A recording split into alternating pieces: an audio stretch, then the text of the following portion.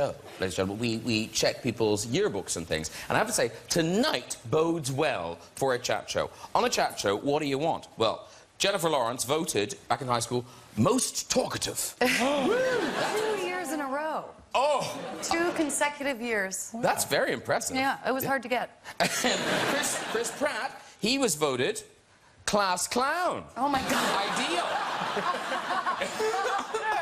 We didn't have a yearbook in Essex. No, come on. Well, Jamie Oliver didn't have a yearbook, but if they had, you might have got most likely to win Princess Leia lookalike competition. Really? Why? Is that your own hair? Yeah. Yeah. That's incredible. Yeah, I know. I'm trying to grow it again. Well, yeah. I wouldn't. No. Did you have to set that Yep. yourself? It was like...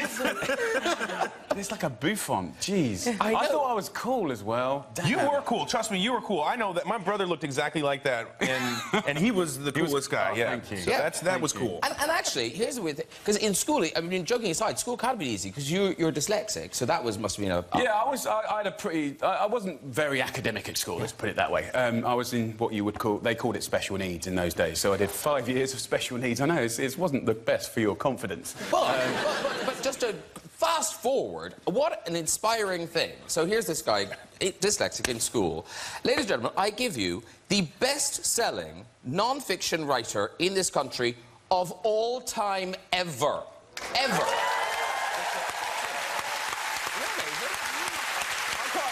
You should be really proud of that. Yeah. Mrs. Murphy, bless you. In fact, the only person who's outold you at all is J.K. Rowling.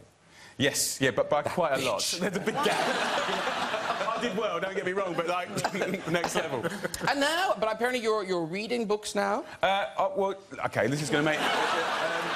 So, look, I can read, but I really struggled with narrative books. Yeah, I always fell asleep after 12, 13 pages. And then when I saw Jennifer in Hunger Games, I loved it so much and you're amazing. I wanted to see the next show straight away, but I couldn't be bothered to wait, so I got the book and I read it. Oh, my God. Which for me was a big deal. And anyone that's dyslexic will know how that feels. But, so, yeah. And it was amazing to be, like, have a quiet place where I could kind of, like, get into it. Yeah. But I've just started wearing glasses, so I realised I'm blind as well. So the light just got better. Wait, let's talk about our movie tonight. Jennifer Lawrence and Chris Pratt, together at last in Passengers. It's out on the 21st of December. And somehow, it seems like you should have been in a movie already. Like, did you know each other before We had this never movie? even met. We'd never met. That's so weird. Yeah. Now it's like... We just met 6 months ago and did a movie together. No, well, we never met. And I was gonna go really sweet. You were? Yeah. Go do it. Yeah. It's not too late.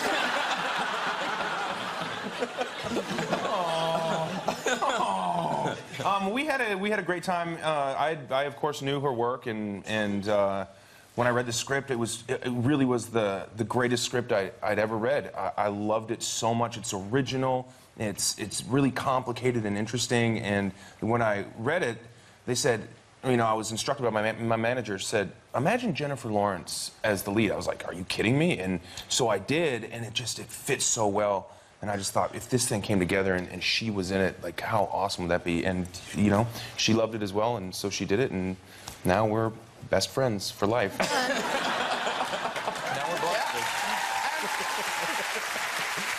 And not only... like, it's one of those things, not only are you in this movie together, you're kind of the only people in it. I know. So for people who don't know, explain the premise, how this happens. Well, Chris is better at that than me, but you're making eye contact with me, so I'll say it.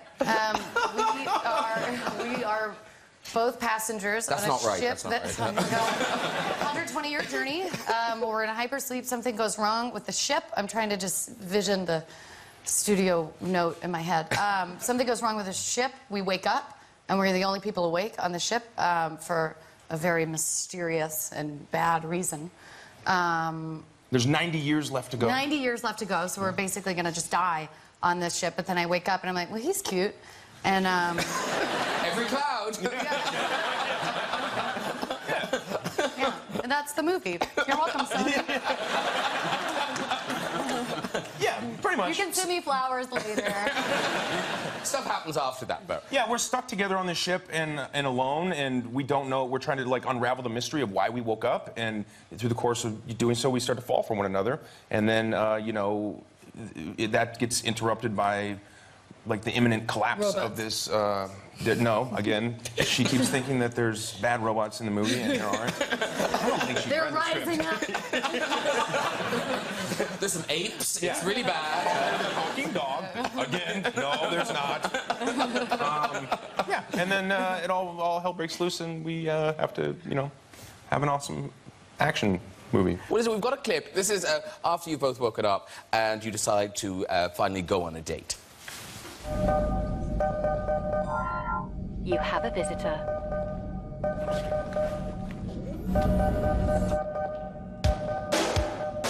Wow. You clean up pretty good yourself. You went shopping. I went shoplifting. You two look fine this evening.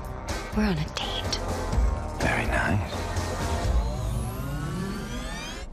Took you long enough to ask. I was giving you space. Oh, space. The one thing I do not need more of. Very good. And our own Michael Sheen. Yes. Was he there? Yeah. You know what I mean? You know how these things happen. Yeah, he Skyped it in. Yeah, he was there. He spent, you know, he spent a few weeks with us, and he plays Arthur, who's an android, and, you know, we're two people who are, like, so in desperate need of kind of, like, interpersonal connection and, like, a human connection, because we're essentially in this state of solitary confinement, and so we are seeking that with him, and there's some humor that comes from it, and it's a little ominous and a little dark, and I mean, he's fabulous. He's so great in the movie. And there's as you were saying, there's lots of kind of elements in this movie. There's romance, there's kind of the action and the drama and all that kind of, you know, what you want from a big science fiction movie. Yeah. But I have to say, I was surprised there was more sex in this film. Why are you talking like that? More sex than you thought. Yeah, no, more sex More than I sex thought. than you Oh, thought. really? You didn't mention that bit. Because that's all they want to know about, right? It's like, Chris Pratt offers up his butt. He does. I do. Yeah. More than once. Yeah, you see me fully naked in this movie. Yeah. Come for the fully naked, stay for the spaceship and shit. You've talked on here, Jennifer, about when you prepare for kind of more intimate scenes, about your breath, particularly your breath. So how did Chris fare in the breath control? Well, I said, whenever I had to kiss Josh and Liam for the Hunger Games, who cares? You know, I'd eat, like, mustard and tuna, like, who cares? And then I went off and I did the American Hustle, and I was like Christian Bale, and I was like, oh, damn. And I was, like, really clean, and, you know, men's and men's and men's. And with Pratt, I ate mints. Oh, no big deal. Did you see the suspense I built? Yeah, I know. I was thinking mince, as in mince meat. Like, you really shouldn't eat mince meat, you know, like. Lovely. But for Chris, it was corned beef. Actually, talking of sexy scenes, I don't know if you were aware, when Jamie started, he was called the Naked Chef. Yes. Yeah. One person remembers that. I know it's nearly 20 years, but... No, we were talking about that back then. It was, because I don't think about that, but it was about 20 years ago. But obviously you never appeared naked. But no, you did. technically, no. But Well, then what was it? Why was it called? It was all about I'd be stripping pissed. restaurant food down to its bare essentials. Oh, come on. And it was a phenomenon. No, it's great. I mean, it was a moment when cooking was for girls, and I was trying to teach the British boys that cooking got you girls. And but now you did do some naked cooking in your own house, though. I've done that once. Thank you very much for that. For Valentine's Day. Nice idea.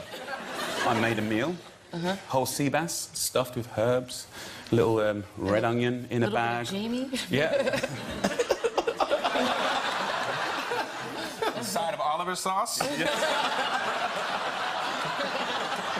just hearing my wife going, don't embarrass the teenagers. Don't embarrass them. So there was no sauce. Yeah. But no, I did have a new oven, and it was fan assisted, and I I laid the table, I put Sade on, as if, you know, that's the full romance thing. And when I opened the convection oven, oh, by the way, I was naked. Okay. With a pinny. When I opened the oven, a jet of hot steam attacked my penis, and the pain was so incredible. I mean, honestly, have you ever burned my dick on a sea bass? No.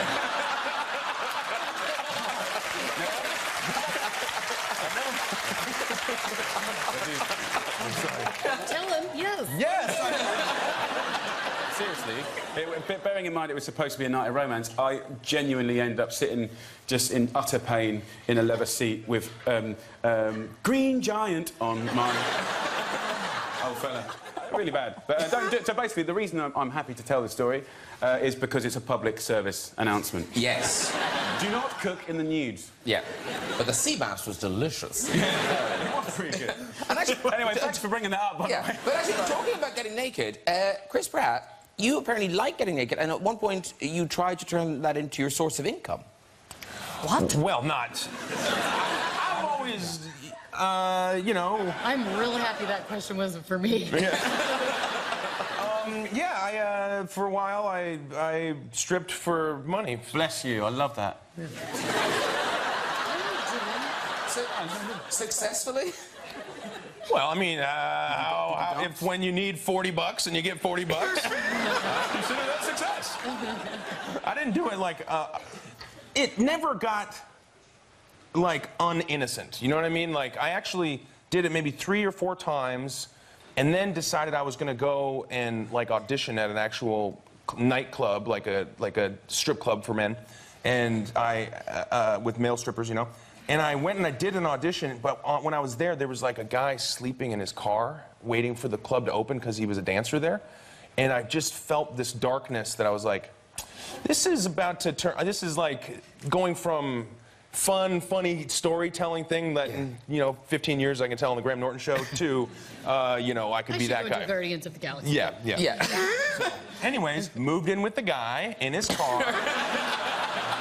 Roommates, and he's now my manager. That's worked out well. Oh,